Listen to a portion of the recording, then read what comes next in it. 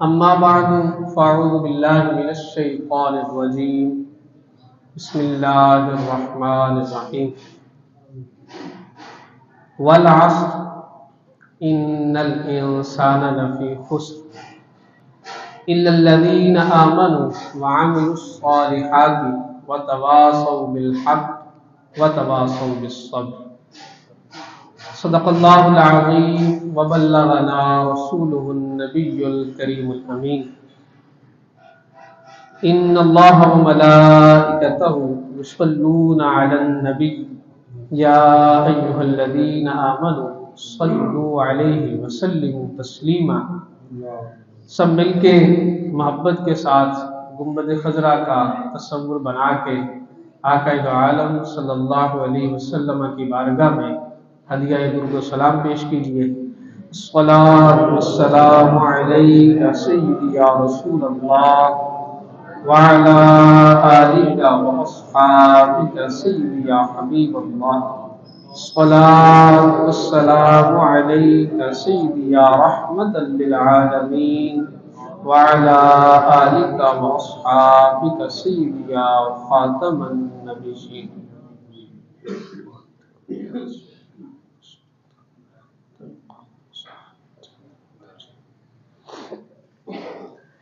اللہ جل مجدہ الکریم کی حمد و ثنا اور محبوب خدا خواجہ ہر دو سرا، شفیع روز جزا پشت پناہ ہر بے نوا، عمیم الجود والعطا، فلک نبوت کے آفتاب، حسن یوسف کے شباب، منبع انوار مہتاب، حضور پر نور شافع یوم النشور، نور علی نور، حبیب رب غفور، مخزن اسرار، منبع انوار، شب اسرا کے رازدار، زینت مناظر فرش، نور تجلیات عرش، سلطان جہاد شش، برہان واجب الوجود، صاحب مقام محمود، منشاء رب ودود، حامد و احمد و محمد و محمود صلی اللہ تعالی علیہ وآلہ وسلم کی بارگاہ اقدس میں ہدیہ درود و سلام عرض کرنے کے بعد دعا ہے کہ اللہ جل مجدہ الکریم آج کی ہماری حاضری کو اپنی بارگاہ میں شرف قبولیت عطا فرمائے اور آخرت میں ہمارے لیے ذریعہ نجات و بخشش بنائے۔ معزز و مکرم سامعین، آج ہم 15 ماہ رمضان المبارک کو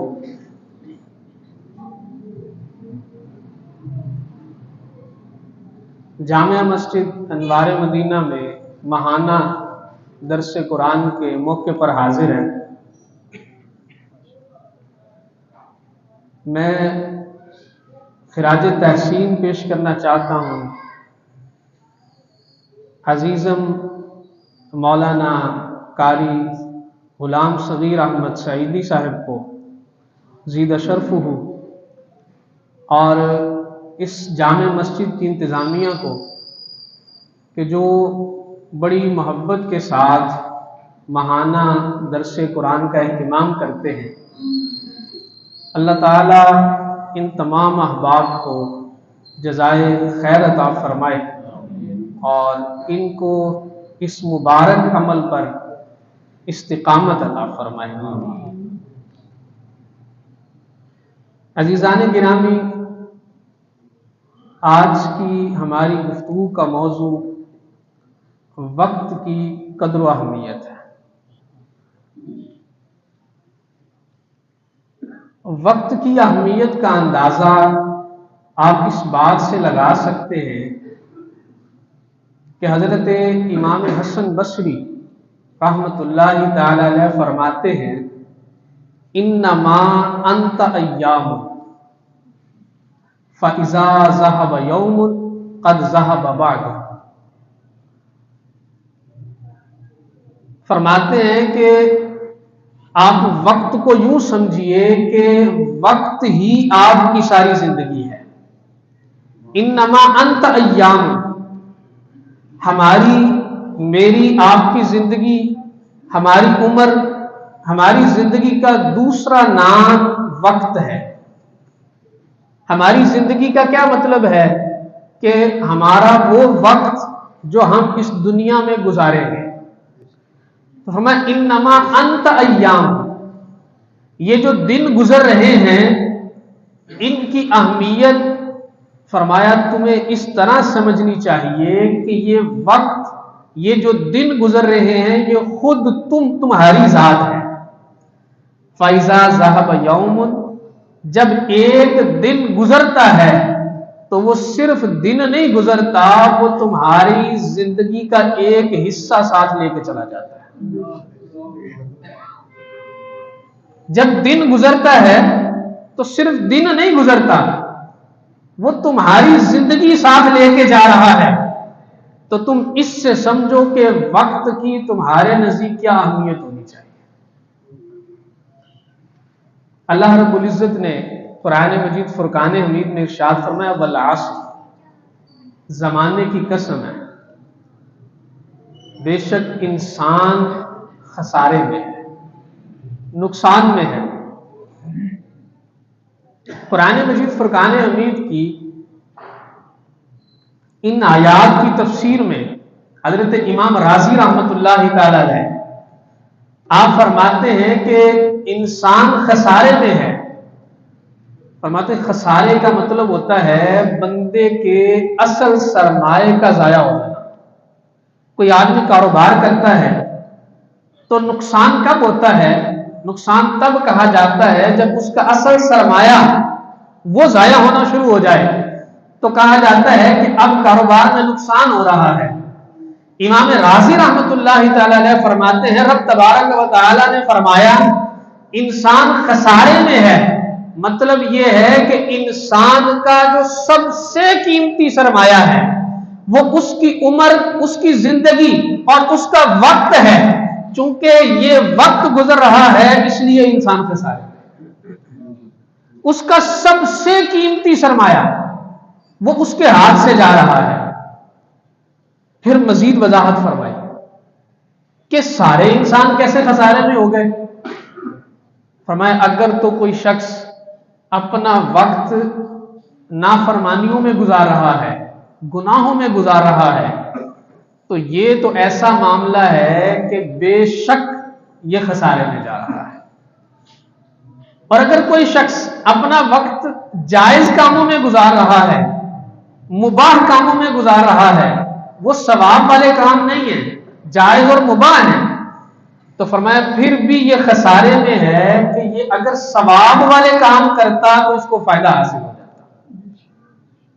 اور تیسرا فرمایا وہ بندہ ہے جو اپنے وقت کو اللہ تعالیٰ کی فرما برداری میں گزار رہا ہے، تو فرمایا یہ کیسے خسارے میں ہے؟ فرمایا یہ اس طرح خسارے میں ہے کہ اللہ کی عبادت جتنے خشوع و خضوع کے ساتھ یہ کر رہا ہے اس سے زیادہ خشوع و خضوع کے ساتھ کی جا سکتی ہے، کیونکہ اللہ تعالیٰ کی بارگاہ میں جو خشوع و خضوع ہے اس کی کوئی انتہا ہی نہیں ہے۔ جس بندے کو اللہ کی جتنی معرفت حاصل ہوتی ہے وہ بندہ اللہ تعالیٰ سے اتنا زیادہ ڈرتا ہے، اور جو جتنا زیادہ ڈرتا ہے وہ اتنی ہی زیادہ تعظیم اور خشوع و خضوع کے ساتھ عبادت کرتا ہے۔ تو یہ بندہ آج جس درجے، جس مقام اور جس مرتبے پر ہے، یہ اس مرتبے پر جس خشوع و خضوع کے ساتھ عبادت کر رہا ہے اس سے بھی زیادہ خشوع و خضوع سے عبادت کی جا سکتی ہے، اس لیے یہ بندہ بھی اس معنی میں نقصان میں ہے کہ یہ اس سے زیادہ، اس سے اوپر والا درجہ اس کو نہیں ملا ابھی تک۔ تو فرمایا یہ لوگ انسان خسارے میں ہیں کہ ان کا وقت گزر رہا ہے۔ اور سامعین گرامی میں آپ کو ایک بات عرض کروں کہ آپ جانتے ہیں جنت، اللہ نے فرمایا کہ جنت میں ایسی نعمتیں بندوں کے لیے رکھی گئی ہیں جو کسی نے آج تک سنی بھی نہیں، کسی آنکھ نے دیکھی نہیں ہے۔ پھر فرمایا یہاں تک کہ کسی کے دل پر بھی اس کا گمان کبھی نہیں گزرا۔ جنت کی ایسی نعمتیں ہیں، لیکن نبی اکرم صلی اللہ تعالی علیہ وسلم فرماتے ہیں لیسا یتحسر اہل الجنت علی شیء الا علی ساعۃ مرت بہم لم یذکر اللہ عز وجل. فرمایا جنتیوں کو کسی بات پر حسرت نہیں ہوگی، کیونکہ جنت ایسا مقام ہی نہیں جہاں حسرت کی جائے. وہ تو خوشی کا مقام ہے، وہ تو نعمتوں کا مقام ہے، وہاں تو جو چاہیں گے رب ان کو عطا فرما دے گا. لیکن فرمایا کہ جنتی بھی اگر کسی بات پر حسرت کریں گے تو وہ والی گھڑی ہوگی جو دنیا میں انہوں نے ذکر الہی کے بغیر گزاری. جنتی کسی بات پہ حسرت نہیں کریں گے، لیکن اس گھڑی پر، اس لمحے پر حسرت ضرور کریں گے کہ جو انہوں نے دنیا میں اللہ کے ذکر کے بغیر گزارا ہے. کسی نے کہا تھا کتنی بے اعتبار ہے دنیا، موت کا انتظار ہے دنیا، گرچہ ظاہر میں صورت گل ہے پر حقیقت میں خار ہے دنیا. تو یہاں جو وقت بندے کا ذکر الہی کے بغیر گزرے گا وہ اس کے لیے جنت میں جانے کے بعد بھی حسرت کی وجہ بن جائے گا. آپ اندازہ کیجئے کہ بندہ جنت میں پہنچ گیا پھر بھی اس کو حسرت ہو رہی ہے، اور خدا نہ خواستہ اگر وہ دوسری جگہ چلا گیا، اگر وہ اللہ کے عذاب میں گرفتار ہوا تو اب اس کو کیسی حسرت ہوگی کہ کاش میں نے اپنے آپ کو دنیا میں سنبھالا ہوتا، میں نے اپنے وقت کی قدر کی ہوتی، میں نے کچھ دیکھا ہوتا، میں اپنے وقت کو قیمتی بنا لیتا تو آج میں یہاں اللہ کے عذاب میں گرفتار نہ ہوتا. نبی اکرم صلی اللہ تعالی علیہ وآلہ وسلم فرماتے ہیں من حسن اسلام المرء ترکہ ما لا یعنی. فرمایا مسلمان تو سارے ہیں لیکن خوبصورت مسلمان کون ہے؟ اسلام کس کا خوبصورت ہے؟ تو اسلام کی خوبصورتی میں سے ہے بے فائدہ کاموں کو چھوڑ دینا. ایسا کام جو بندے کے لیے کسی نفع کا باعث نہیں ہے، نفع بخش نہیں ہے، اس کو چھوڑ دینا یہ اسلام کی خوبصورتی ہے. اب وقت کہاں ضائع ہوتا ہے؟ وقت ان کاموں میں ضائع ہوتا ہے کہ جن کا کوئی فائدہ نہیں ہوتا. اب گفتگو شروع ہوتی ہے، دو دوست گفتگو کر رہے ہیں اور وہ پوری سیاست پر تبصرہ کر رہے ہیں، پورے ملک کی حالات پر تبصرہ کر رہے ہیں اور دنیا جہان کی ہر چیز پر تبصرہ کر رہے ہیں جن کا نہ ان کو کوئی فائدہ ہے دنیا میں اور نہ ہی آخرت. تو یوں وقت ضائع ہوتا ہے. اور وقت کا ایک قانون ہے. امام شافعی رحمۃ اللہ تعالی علیہ فرماتے ہیں میں صوفیاء کے پاس بیٹھا تو میں نے وہاں سے دو باتیں بڑی قیمتی سیکھی ہیں. ایک بات یہ ہے کہ الوقت سیف ان لم تقطعہ قطعک. فرمایا وقت تلوار ہے، اگر تم اس کو اچھے کاموں میں صرف نہیں کرو گے تو یہ تمہیں ضائع کر دے گا، اگر تم اس کو نہیں کاٹو گے تو یہ تمہیں کاٹ کے رکھ دے گا. اور فرمایا نفسک ان لم تشغلها بالحق والا شغلتک بالباطل. تمہارا نفس اگر تم اسے حق میں مشغول نہیں کرو گے، صحیح کام میں مشغول نہیں کرو گے تو یہ تمہیں باطل میں مصروف کر دے گا. یعنی اگر تم ذکر الہی نہیں کرو گے، تم تلاوت کلام مجید میں اپنے آپ کو مصروف نہیں کرو گے تو پھر یہ نفس تمہیں کہے گا کہ اب وقت گزارنا ہے لہذا ٹی وی لگا لو، لہذا سوشل میڈیا کھول لو، لہذا بد نگاہی میں لگا دے گا، گانے بانے سننے میں لگا دے گا، کھیل کود میں لگا دے گا، ایسے کاموں میں لگا دے گا جو اللہ تعالیٰ کو ناراض کرنے والے ہیں، جو اس کی نافرمانی پر مشتمل ہے. تو میں اگر تم اسے کہیں مصروف نہیں کرو گے تو یہ تمہیں مصروف کر دے گا، اور جب یہ مصروف کرے گا تو پھر یہ حق میں نہیں بلکہ یہ باطل میں مصروف کرے گا. اور آپ دیکھیے ہماری شریعت مطہرہ میں وقت کا کتنا خیال رکھا گیا ہے. اب نماز کو دیکھیے، اللہ تعالیٰ نے قرآن مجید میں فرمایا کہ نماز مقرر وقت پر تم پر فرض کی گئی ہے. نماز میں وقت کا خیال رکھا گیا. اب روزے کو دیکھ لیجیے، روزہ ایک مقرر وقت کے ساتھ ہے. سحری کب تک کرنی ہے، افطاری کب کرنی ہے، ایک مقررہ وقت ہے کہ اس کے اندر ہی ہوگا. اب زکوٰۃ کو دیکھیے، اس کا بھی وقت کے ساتھ تعلق ہے. اب حج کو دیکھ لیجئے, حج کا بھی وقت کے ساتھ تعلق ہے. یعنی شریعت مطہرہ ہمیں ارکان اسلام میں وقت کی اہمیت اور اس کی قدر کی طرف متوجہ کر رہی ہے, اور ہمیں یہ بتایا اور سمجھایا اور تنبیہ کی جا رہی ہے کہ تم اپنا ہر کام وقت پر کرو, وقت کی اہمیت کو سمجھو, وقت کو ضائع نہیں کرو, ادھر ادھر کاموں میں صرف نہیں کرو.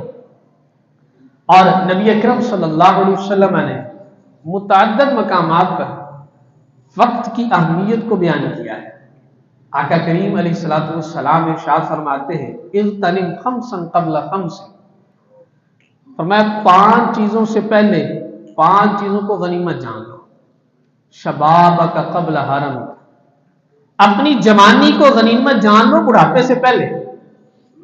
اب بندہ جوانی میں جو اعمال کر لیتا ہے بڑھاپے میں تو نہیں کر پاتا. بڑھاپے میں وہ اعمال بندے سے نہیں ہوتے جو جوانی میں بندہ کر سکتا ہے.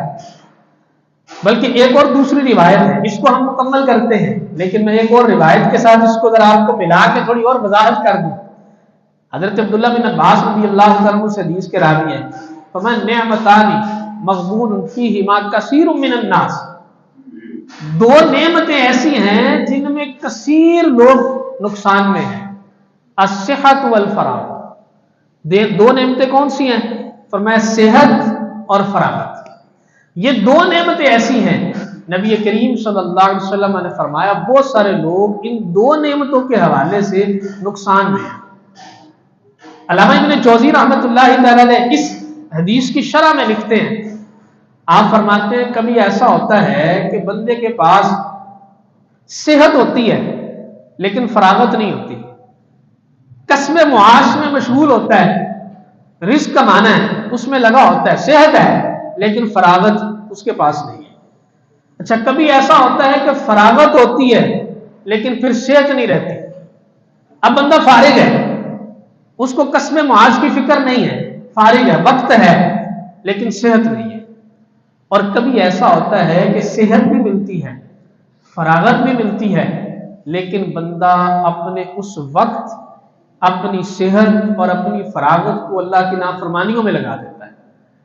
فرمایا حالانکہ یہ بات معلوم ہے کہ دنیا آخرت کی کھیتی ہے, جو آج یہاں تجارت کرے گا وہی نفع آخرت میں ملنا ہے, لیکن اس کے باوجود یہ اپنے آپ کو اللہ کی نافرمانیوں میں لگا دیتا ہے. اب یہ وقت ضائع کرتا ہے, اب یہ نقصان اٹھاتا ہے. ہاں فرمایا کہ وہ بندہ جو اپنی صحت اور فراغت دونوں کو اللہ کی اطاعت میں لگا دیتا ہے, فرما برداری میں لگا دیتا ہے, تو پھر وہ مغبون نہیں رہتا, وہ مغبوط ہو جاتا ہے. یعنی وہ نقصان میں نہیں رہتا, وہ قابل رشک ہو جاتا ہے. پھر ہر دیکھنے والا اس پر رشک کرتا ہے اور اس کا نام پھر رہتی دنیا تک قائم رہتا ہے. آپ دیکھیے دنیا میں جتنے لوگ جنہوں نے اپنے وقت کی قدر کی ہے, آج بھی ہم ممبروں پر عقیدت سے ان کا نام لیتے ہیں. آپ حضرت عمر بن عبدالعزیز رحمت اللہ تعالی علیہ کو دیکھ لیجیے, آپ حضرت امام غزالی رحمت اللہ تعالی علیہ کو دیکھ لیجیے, آپ قریب زمانے میں امام اہل سنت اعلی حضرت کو دیکھ لیجیے. ان سب لوگوں نے اپنے وقت کی قدر کی ہے اور وقت کو اللہ کے حکموں کے مطابق گزارا. تو آج ہم ان کا نام بھی لیتے ہیں, ان کا نام لینا اپنے لیے باعث سعادت سمجھتے ہیں.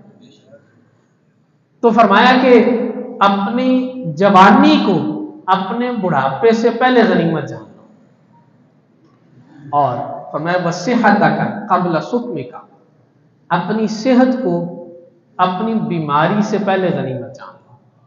صحت ہے تو بندہ نیک اعمال کر سکتا ہے, بیمار ہو گیا تو پھر ہلا نہیں جاتا. آپ دیکھیے کتنے ایسے بیمار ہیں جو چاہتے ہیں, آپ اسپتالوں میں جا کے دیکھیے کتنے ایسے بیمار ہیں جو چاہتے ہیں کہ ہمیں موقع ملے ہم رب کے حضور سجدے میں سر رکھیں, لیکن اب ان کے پاس صحت نہیں ہے, اب ان کے پاس موقع ان کو نہیں مل رہا. کتنے ایسے ہیں کہ جن کی کمر کے مسائل ہو گئے, جن کے گھٹنوں کے مسائل ہو گئے, دل چاہتا ہے کہ زمین پر سجدے میں سر رکھیں لیکن اب رکھ نہیں سکتے, اب مجبور ہو گئے. تو فرمایا کہ اپنی صحت کو اپنی بیماری سے پہلے غنیمت جان لو، وغنا کا قبل فقری کا، اور اپنے غنا کو اپنی محتاجی سے پہلے غنیمت جان لو۔ اللہ تعالیٰ نے مال دیا ہے، آسائش دی ہے، آسانی دی ہے، تو فرمایا محتاج ہونے سے پہلے پہلے اس کو غنیمت جان لو۔ کتنے لوگ ہیں دنیا میں جن کے پاس بڑا مال تھا، بہت کچھ تھا، لیکن پھر وقت بدلا تو ہاتھ خالی ہو گئے۔ مال کے بارے میں کہا جاتا ہے یہ ہاتھوں کا محل ہے، صبح کہیں ہوتا ہے تو رات کو کہیں اور ہوتا ہے۔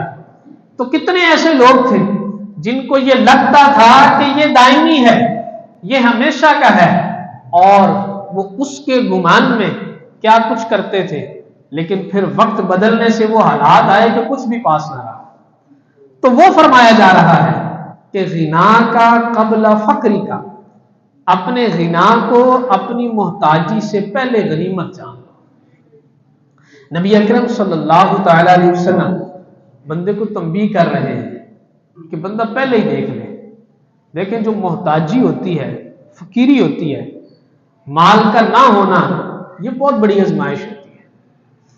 آپ نے معاشرے میں دیکھا ہوگا کتنے لوگ ایسے ہیں جو آج اس دور میں بھی 10 روپے کے لیے وہ محتاج ہوتے ہیں، اور پھر بعض اوقات شیطان ایسے وسوسے دیتا ہے کہ وہ بندے کے منہ سے خلاف شرع باتیں نکلوا دیتا ہے، کیونکہ شیطان تو ایمان کا چور ہے، اس کو تو بندے کا ایمان چاہیے، وہ گناہ پر نہیں رکتا، گناہ کروانے پر نہیں رکتا، اس کا جو مقصد ہے وہ یہ ہے بندے سے کسی طریقے سے ایمان چھینا جائے، ایمان ضائع کروایا جائے۔ پھر جب محتاجی کے دن آتے ہیں تو تھوڑے لوگ ہوتے ہیں جو صبر کر پاتے ہیں، تو بڑی آزمائش بن جاتی ہے۔ تو فرمایا کہ اپنی محتاجی سے پہلے اپنا جو غنا ہے اس کو غنیمت جان لو۔ اور نبی اکرم صلی اللہ علیہ وآلہ وسلم نے ارشاد فرمایا وحیاتک قبل موتک، اپنی زندگی کو اپنی موت سے پہلے غنیمت جان لو۔ اب یہ اس سے بھی زیادہ عبرت والی بات ہے کہ جب تک بندے کے پاس زندگی ہے تب تک وہ اعمال کر سکتا ہے۔ ایک روایت پاک میں فرمایا کہ جو شخص فوت ہو گیا اس کے سامنے اگر دنیا اور دنیا کے اندر جو کچھ موجود ہے، آپ اندازہ کیجئے دنیا کتنی بڑی ہے، صرف زمین اگر ہم اس کا اندازہ لگائیں تو اس کے خزانے، اس کے صحرا، اس کے دریا، اس کے سمندر، اس کے جنگلات، اس کے خزانے کتنے زیادہ ہیں، اور دنیا تو پھر بہت بڑی ہے، ہمارے تصورات سے بڑی ہے، اور دنیا کے خزانے ایک طرف ہوں اور مرے ہوئے شخص کو صرف 2 رکعت نفل، فرض نہیں، 2 رکعت نفل پڑھنے کی اجازت مل جائے تو وہ ساری دنیا کو ٹھوکر مار کر صرف 2 رکعت نفل پڑھنے کی اجازت کو لے لے، کیونکہ مرنے کے بعد اس کو پتہ چل گیا ہے کہ ان 2 رکعتوں کی اہمیت کتنی زیادہ ہے۔ تو اس لیے فرمایا کہ اپنی زندگی کو اپنی موت سے پہلے غنیمت جان لو۔ بعض اوقات یہ ہوتا ہے کہ جو کم عمر ہوتا ہے شیطان اس کو وسوسہ دیتا ہے، نفس اسے وسوسہ دیتا ہے کہ ابھی تو عمر ہی کیا ہے، ابھی تو بڑی زندگی پڑی ہوئی ہے، لیکن کیا ہم نے دیکھا نہیں ہے کہ کم عمر بھی دنیا سے چلے جاتے ہیں؟ یہ تو کسی کو نہیں پتا کہ کس کی عمر کتنی ہے، کسی کو نہیں پتا۔ جوان بھی چلے جاتے ہیں، بچے بھی چلے جاتے ہیں، نوعمر بھی چلے جاتے ہیں، ہر کوئی چلا جاتا ہے۔ تو فرمایا اپنی زندگی کو اپنی موت سے پہلے غنیمت جان لو۔ اور آقا دو عالم صلی اللہ تعالی علیہ وآلہ وسلم نے ارشاد فرمایا لیس من یوم یأتی علی ابن آدم الا ینادی فیہ، فرمایا جب بھی نیا دن طلوع ہوتا ہے تو وہ ندا دیتا ہے یا ابن آدم انا خلق جدید، اے ابن آدم میں نئی مخلوق ہوں، میں نیا دن ہوں، وَأَنَا فِي مَا تَعْمَلُ عَلَيْكَ غَدًا شَهِيدٌ، اور تو اس دن میں جو کچھ کرے گا میں تجھ پر گواہ بن جاؤں گا. فَعْمَلْ فِيَّ خَيْرًا أَشْهَدُ لَكَ غَدًا، تم میرے اندر بھلائی والے کام کر، کل کو میں تیرے لیے بھلائی کی گواہی دوں گا. فَإِنِّي لَوْ قَدْ مَضَيْتُ، فرمایا کہ اگر میں گزر گیا، لَمْ تَرَنِي أَبَدًا، پھر تو کبھی مجھے دیکھ نہیں سکے گا. ہر دن یہ ندا کرتا ہے کہ آج کا دن نیکیاں کر کے گزار لے، اگر یہ دن گزر گیا تو یہ دن واپس نہیں آ سکتا. یہ جو گزر گیا یہ واپس نہیں آ سکتا. وہ جو حضرت امام حسن بصری نے فرمایا کہ جب دن گزرتا ہے تو گویا کہ تمہارا ایک حصہ ساتھ لے کے چلا جاتا ہے، ساتھ لے کے چلا جاتا ہے. حضرت فضیل بن عیاض رحمۃ اللہ تعالی علیہ، آپ نے ایک بندے سے پوچھا تمہاری عمر کتنی ہے؟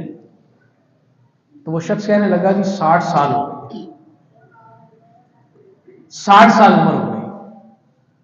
فرمایا اس کا مطلب یہ ہے کہ 60 سالوں سے اللہ کی بارگاہ میں حاضر ہونے کا سفر جاری ہے، پھر تو تمہاری منزل بڑی قریب آ گئی. تو وہ بندہ کہنے لگا انا للہ و انا الیہ راجعون، ہم اللہ کے ہی ہیں اور اللہ کی طرف ہی لوٹ کے جانا ہے. سفر جاری ہے تو منزل قریب ہی ہے. تو حضرت فضیل بن عیاض سے نصیحت کرتے ہوئے فرماتے ہیں تو نے یہ جو پڑھا ہے اس کا معنی بھی جانتا ہے؟ تو کیا کہہ رہا ہے؟ تو اس نے عرض کی حضور آپ ہی سمجھا دیں اس کا معنی کیا ہے. تو میں جب تو نے کہا نا انا للہ، تو اس کا مطلب یہ ہے کہ انا للہ عبد، میں اللہ کا بندہ ہوں، اور انا الی اللہ راجعون، اور میں اسی کی طرف لوٹ کر جانے والا ہوں. پھر فرمایا جس کو یہ پتا ہے کہ وہ اللہ کا بندہ ہے اور اللہ کی طرف لوٹ کے جانے والا ہے، تو پھر اسے یہ بھی پتا ہونا چاہیے کہ اس کی اللہ کے حضور پیشی بھی ہوگی. اور فرمایا جس کو یہ پتا ہے کہ وہ اللہ کا بندہ ہے، اللہ کی طرف لوٹ کے جانے والا ہے، اللہ کے حضور اس کی پیشی بھی ہوگی، تو پھر اسے یہ بھی پتا ہونا چاہیے کہ اللہ تعالیٰ اس سے سوال بھی پوچھے گا.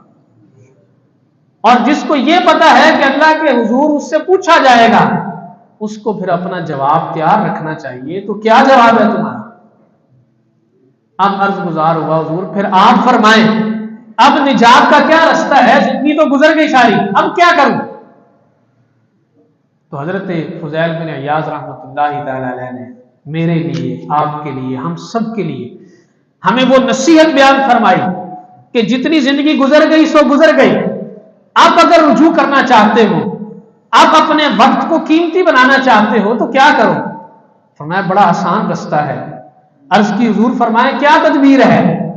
کہا کہ اب رستہ یہ ہے کہ حسن عمل اختیار کر.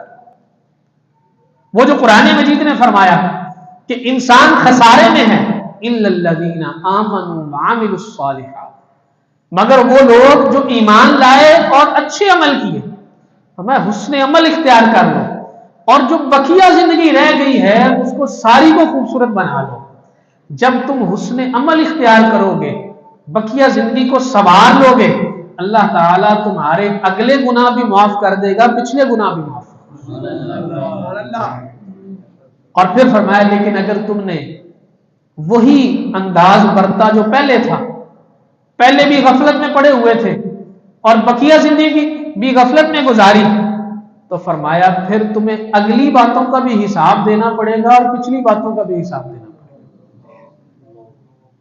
پھر سب کا جواب بھی دینا پڑے گا اللہ کے حضور، اور پھر سب پر مواخذہ بھی ہوگا.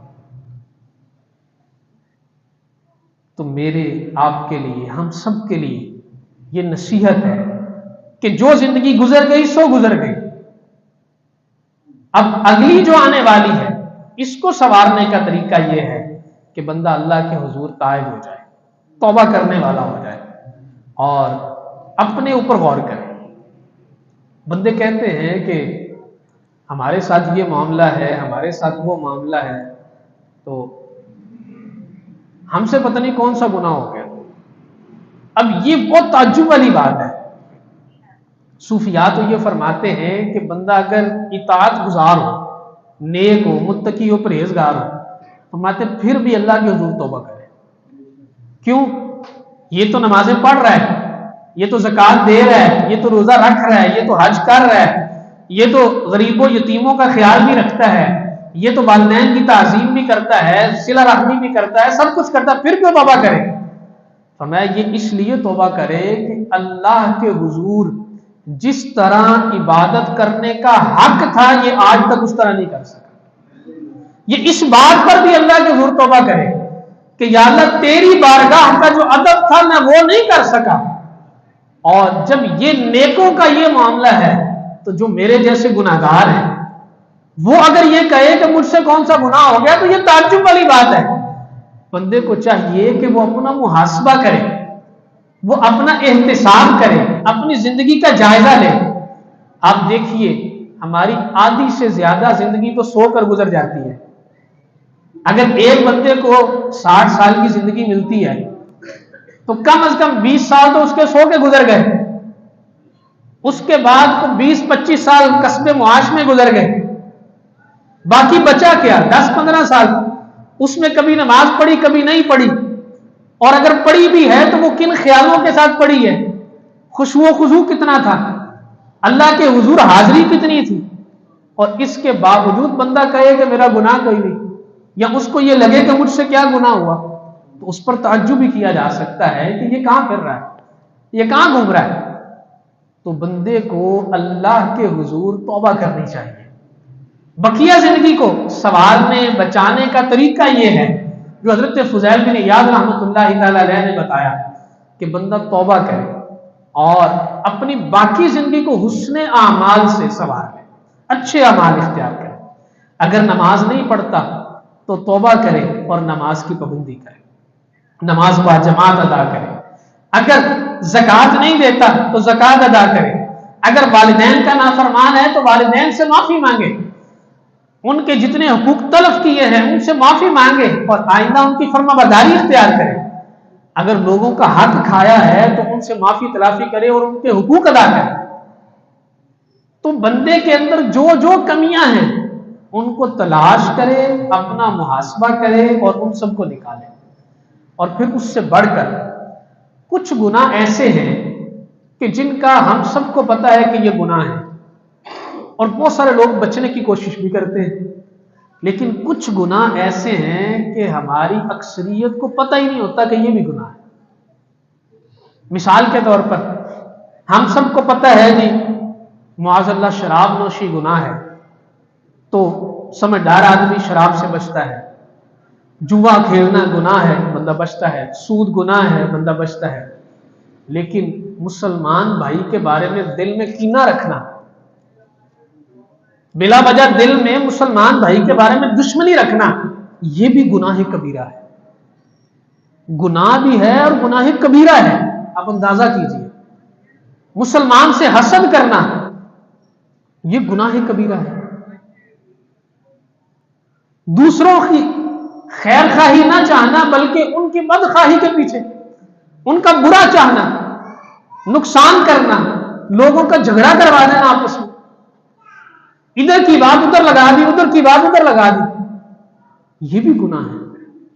اور کتنے لوگ ایسے ہیں جو نمازی ہوتے ہیں لیکن صف میں جو ساتھ والا نمازی ہے اسی کے خلاف دل میں کینہ بھرا ہوتا ہے۔ کتنے ایسے لوگ ہیں جو سامنے آتے ہیں تو ہاتھ چومنے کو جاتے ہیں لیکن تھوڑی سی پیٹھ ادھر کو کر لے تو پیچھے کام شروع کر دیتے ہیں۔ یہ بھی گناہ ہے، یہ گناہ ہے۔ اور بعض اوقات یہ گناہ وہ ہوتے ہیں جو بندے کی آخرت کو تباہ کر کے رکھتے ہیں۔ وہ سمجھ رہا ہوتا ہے کہ میں نیک ہوں۔ اب گناہگار کو تو توبہ کی توفیق مل جاتی ہے کیونکہ گناہگار کو یہ لگ رہا ہے کہ میں گناہگار ہوں تو وہ توبہ کر لے گا، لیکن جو بندہ اپنے تئیں نیک بن کے بیٹھا ہوا ہے وہ توبہ کیوں کرے گا؟ اس کو تو پتہ ہی نہیں ہے نا کہ میں نے توبہ بھی کرنی ہے، وہ تو سمجھ رہا میں تو نیک ہوں۔ تو یہ بعض اوقات ایسے گناہ ہوتے ہیں جن کی وجہ سے توبہ کی توفیق ہی چھن جاتی ہے. تو بندہ کیا کرے؟ بندہ اپنے ظاہر کا بھی محاسبہ کرے اور اپنے باطن کا بھی محاسبہ کرے. میں آپ کو ایک نسخہ بتاؤں نا، اگر وظیفہ بتاؤں، لوگ وظیفے پوچھتے ہیں بڑے، اگر میں آپ کو وظیفہ بتاؤں نا، آپ نے دنیا و آخرت میں اطمینان حاصل کرنا ہے تو اپنے دل کو مسلمانوں کے بغض، اناد، کینے سے خالی کر دیں. دل میں نہ رکھیں، دل خالی کر دیں. دل صرف اللہ کی محبت کے لیے ہو، اللہ کے محبوب کی محبت کے لیے، بس دل اور کسی کام کے لیے نہ ہو. جنہوں نے آپ کے ساتھ ظلم بھی کیا ہے نا، آپ اللہ کی رضا کے لیے ان کو بھی معاف کر دیں. یقین جانیے جب یہ دل ہر غیر سے خالی ہو جائے گا اور یہاں صرف محبت الہی ہوگی، محبت رسول ہوگی، تو یہ دل وہ آئینہ بنتا ہے جس میں تصویر یار نظر آتی ہے.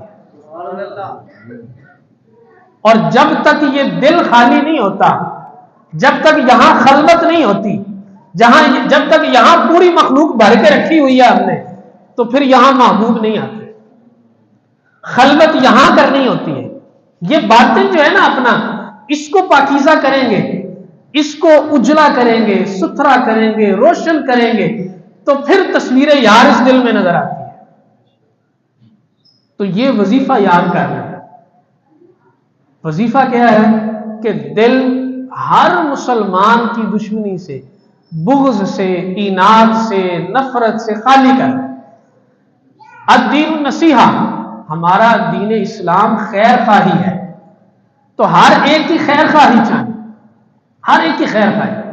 اس دل میں محبت رسول ہو، محبت دین ہو، محبت شریعت ہو، محبت الہی ہو، اور پھر خیر خواہی چاہیے. تو پھر بندہ ایسی زندگی گزارتا ہے کہ اس کی دنیا بھی اچھی ہو جاتی ہے اور آخرت بھی اچھی ہو جاتی ہے. لیکن اگر پرواہ نہ کرے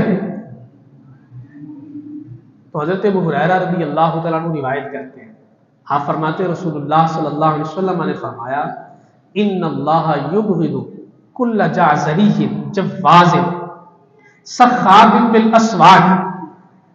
فرمایا اللہ تعالی ہر بدگو سے نفرت فرماتا ہے.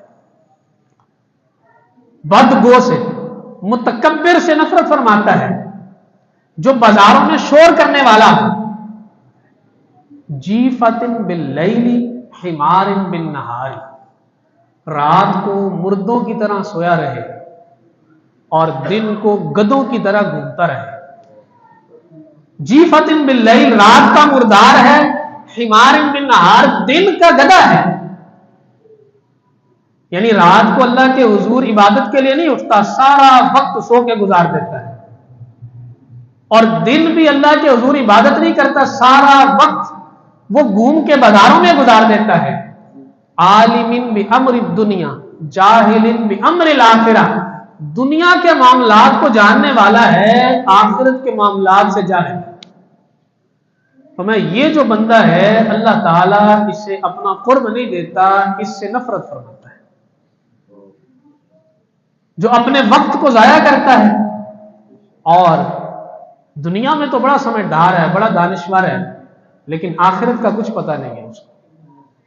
کوئی بندہ اس سے بات نہیں کر سکتا، اس سے باتوں میں آگے نہیں جا سکتا، اس قدر ماہر ہے، لیکن آخرت کی طرف سے کچھ بھی نہیں ہے.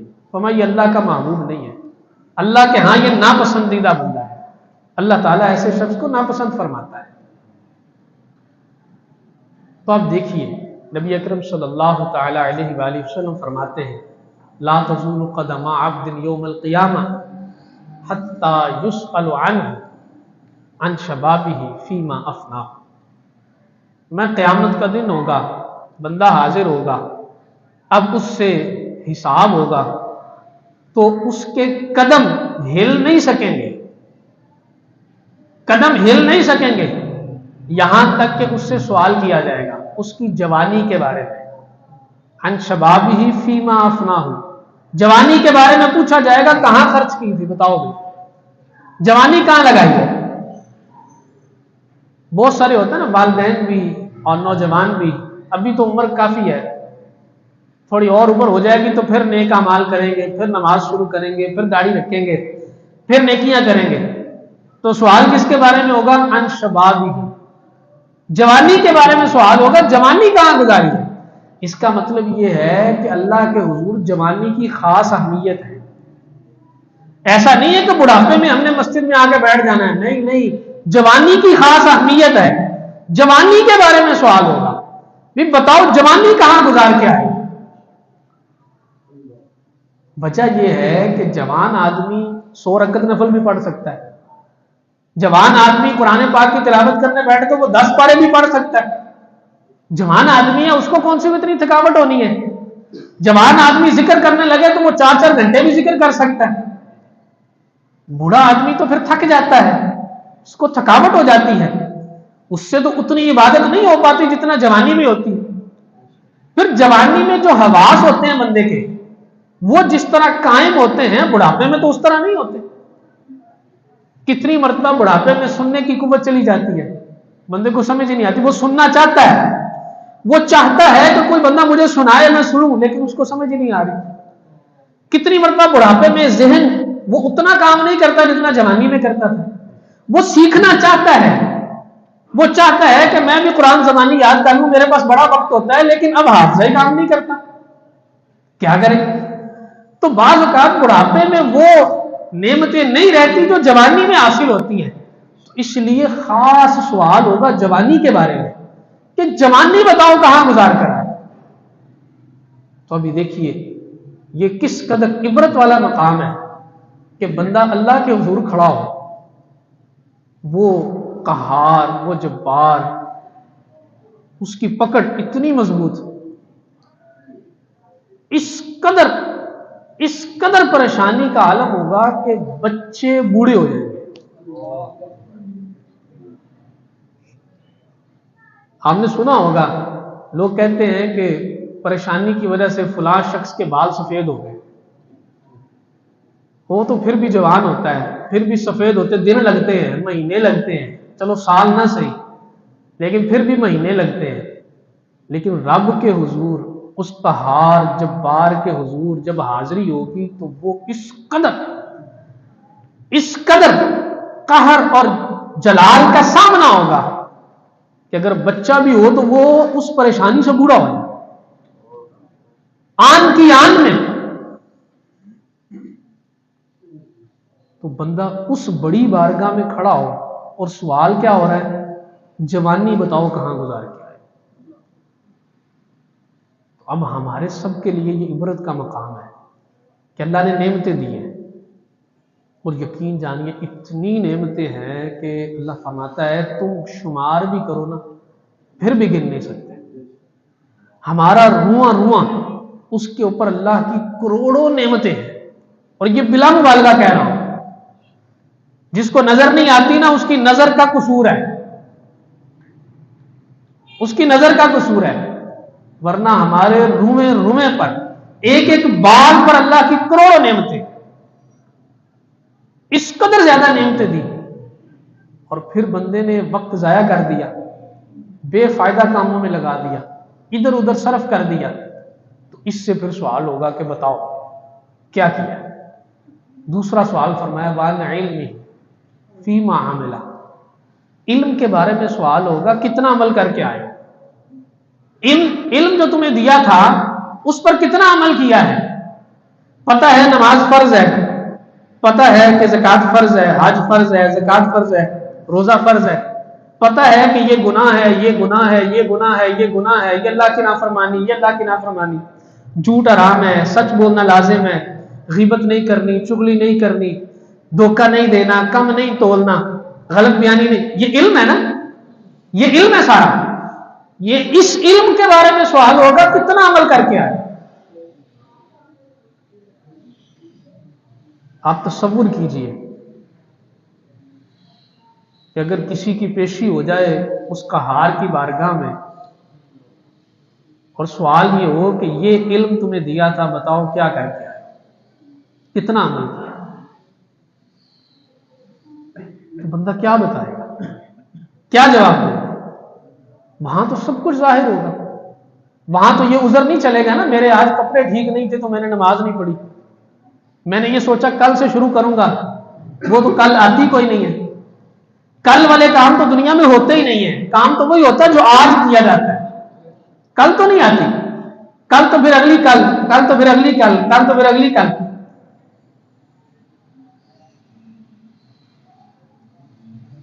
اور یہاں معاملہ یہ ہے کہ وقت کی صحیح مسلسل کارگر ہوتی گئی، زندگی لحظہ بلحظہ مختصر ہوتی گئی.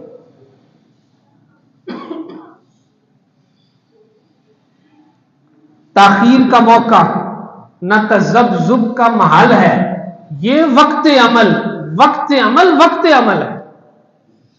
یہ وقت عمل ہے، یہ جس وقت میں ہم زندگی گزار رہے ہیں اس وقت کی قدر کرنی ہے. ہم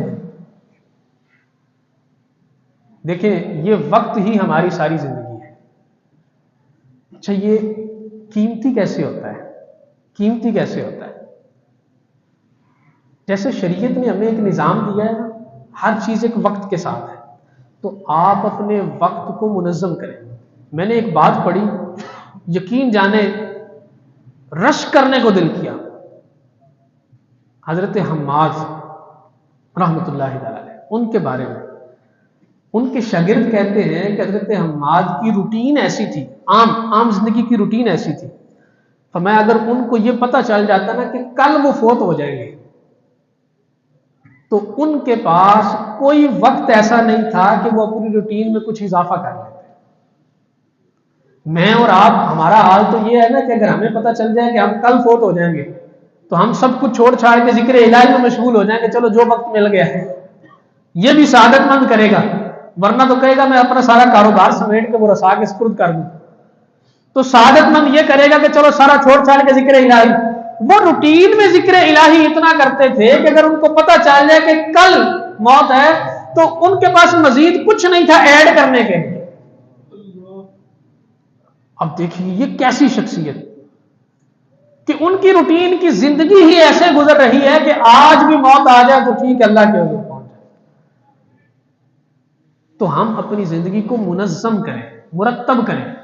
ہم ایک وقت روٹین بنائیں کہ اس وقت ہم نے نماز کے لیے حاضر ہونا ہے، یہ والا وقت جو ہم نے تلاوت کلام مجید کرنی ہے، یہ والا وقت ہمارے درود شریف کے پڑھنے کے لیے، یہ والا وقت ہماری ڈیوٹی کام پر جانے کے لیے کسب معاش کے لیے ہے، یہ وقت ہم نے بچوں کو دینا ہے، یہ وقت جو ہے اس میں ہم نے علم سیکھنا ہے، یہ وقت جو ہے اس میں ہم نے ذکر و اذکار کرنا ہے، یہ وقت ہے ہم نے تہجد پڑھنی ہے، ہم نے اللہ کے حضور توبہ کرنی ہے، اللہ کے حضور رونا ہے، اللہ کے حضور اپنے گناہوں پر معافی مانگنی ہے. تو ایک منظم مرتب طریقے سے اپنی زندگی گزارے. جب تک کوئی بندہ مرتب نہیں کرتا اپنے اوقات کو تب تک اس کے وقت ضائع ہونے سے بچ نہیں سکتے، کیونکہ اس کے 2 گھنٹے یہاں گزر گئے اس کو کوئی پرواہ نہیں ہے، 4 گھنٹے وہاں کھڑے گزر گئے اس کو کوئی پرواہ ہی نہیں ہے. جب اس نے ایک روٹین بنائی ہوگی کہ اس وقت میں نے یہ والا کام کرنا ہے تو اگر اس کے خلاف ہونے لگے گا تو اسے احساس ہوگا کہ اس وقت میں تو یہ کام کرنا تھا، یہ چھوٹ گیا، یہ رہ گیا ہے. تو اب وہ اپنے وقت کو بچا سکے گا. ورنہ اگر وقت کو مرتب نہیں کیا جائے گا، منظم نہیں کیا جائے گا تو پھر وقت ضائع ہوتا رہے گا، وقت ضائع ہوتا رہے گا. اور وقت ایسی چیز ہے کہ اگر اس کو ضائع کریں گے تو یہ آپ کو ضائع کر دے گا. جو بندہ وقت کو ضائع کرتا ہے حقیقت میں وہ خود کو ضائع کرتا ہے. اس کو پھر 5 سال کے بعد 10 سال کے بعد ہوش آتا ہے کہ میرے ساتھ والے تو کہاں پہنچ گئے اور میں کہاں رہ گیا، اور پھر پتہ چلتا ہے کہ یہ اس وجہ سے ہوا کہ وقت کو ضائع. تو عزیزان گرامی، میں اور آپ آج کی اس نشست سے یہ سبق لیں کہ ہم اپنے اوقات کو مرتب کریں، منظم کریں، ان کو ذکر الہی سے مزین کریں، اللہ تعالیٰ کی فرما برداری سے مزین کریں، آراستہ کریں اور ان کو قیمتی بنائیں. دیکھیں نبی اکرم صلی اللہ تعالی علیہ وسلم فرماتے ہیں جو اپنی ساری فکروں کو سمیٹ کر ایک فکر بنا لے، فکر آخرت، تو اللہ تعالیٰ اس کو ساری فکروں سے آزاد فرما دیتا ہے.